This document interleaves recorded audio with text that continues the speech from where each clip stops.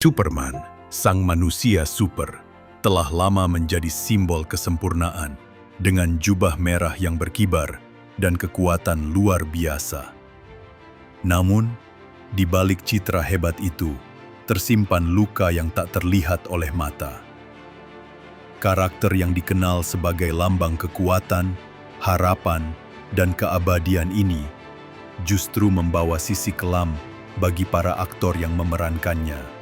Dari layar televisi hingga layar lebar, banyak aktor yang memikul peran Superman merasa terbebani oleh citra sempurna tokoh tersebut. Peran yang terlalu besar untuk manusia biasa itu justru menjadi tekanan tersendiri. Di dunia nyata, kekuatan ikonik Superman malah menjadi sumber kerentanan. Muncul pertanyaan, apakah benar ada kutukan yang menyelimuti lambang S di dada itu? Bukan sekedar mitos Hollywood. Ini adalah kisah nyata tentang tekanan batin, kehilangan jati diri, keruntuhan mental, dan dalam beberapa kasus, kematian. Akhir tragis Superman pertama. Tokoh Superman pertama kali diperankan oleh George Reeves. Meski kemudian Christopher Reeve yang lebih dikenal sebagai ikon sang manusia baja, George lebih dulu menghiasi layar televisi pada era 1950-an sebagai pahlawan tak terkalahkan. Sayangnya, di balik jubahnya, ia merasa terperangkap. George bercita-cita menjadi aktor serius, namun publik hanya mengenalnya sebagai Man of Steel. Karirnya mandek, tawaran film besar tak pernah datang. Ia terjebak di antara kebanggaan dan penyesalan, hingga larut dalam depresi dan frustrasi. Pada 1959, ia ditemukan tewas dengan luka tembak di kepala. Polisi menyimpulkan kematian itu sebagai bunuh diri, meski banyak yang merasakan ada misteri yang belum terungkap. Superman pertama ternyata bukanlah sosok dewa, melainkan manusia rapuh yang menyembunyikan kesepian di balik kostum sempurna. Superman kedua, Christopher Reeve. Christopher Reeve dikenal dengan wajah yang paling ikonik memerankan Superman di layar lebar. Di balik jubah dan senyum penyelamatnya, ia menyimpan pergulatan batin tentang jati dirinya. Perannya sebagai Superman membuatnya terkenal seketika, namun juga mengurungnya dalam bayang-bayang Clark Kent yang sulit ia lepaskan. Banyak produser ragu memberinya peran lain, menganggapnya terlalu melekat pada sang manusia baja. Kariernya pun perlahan tersendat. Tragedi besar menghantam pada 1995 saat menunggang kuda. Sebuah kecelakaan mengubah hidupnya.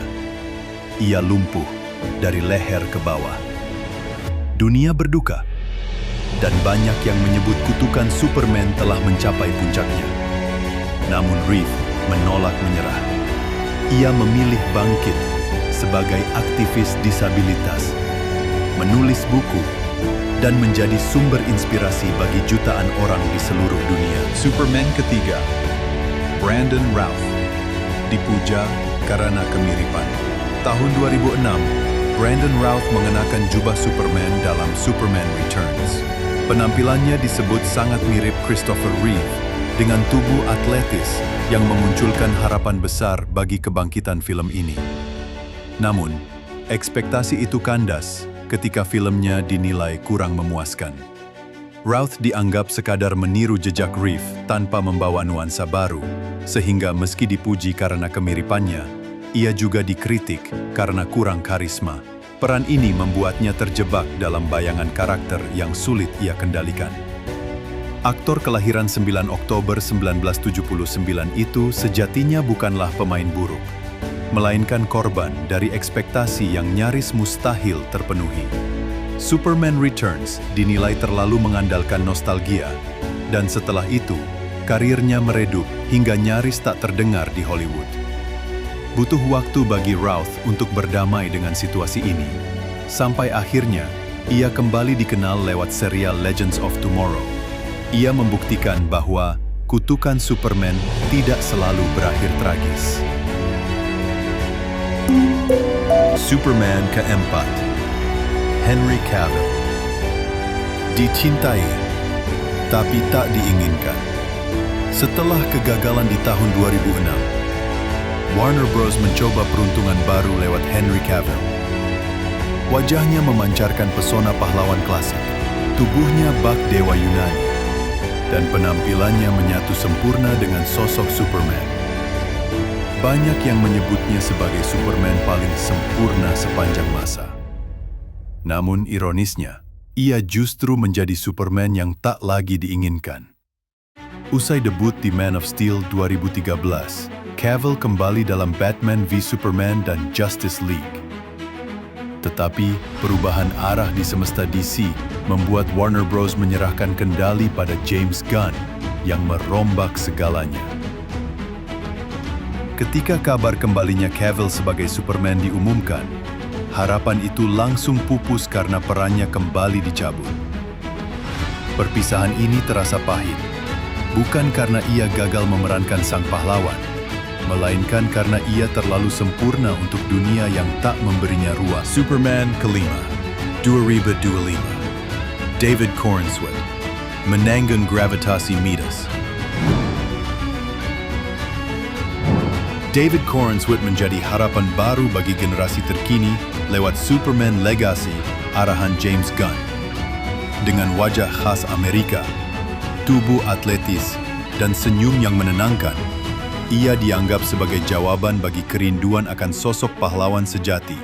Namun di balik penampilan itu, tersimpan beban tak kasat mata, warisan tragis dari para pemeran Superman sebelumnya. Menyadari beratnya mantel merah yang ia kenakan, David melangkah dengan hati-hati. Ia tidak sekadar memerankan tokoh fiksi, melainkan juga harus menghadapi mitos yang melekat pada simbol itu. Pertanyaannya, apakah ia akan lolos dari kutukan Superman atau justru terjebak di dalamnya? James Gunn menjanjikan bahwa film ini akan menjadi awal baru bagi semesta DC. Karena Superman, pada akhirnya, bukan hanya soal terbang menembus langit, tetapi juga tentang menanggung gravitasi mitos yang mencoba menariknya kembali ke bumi.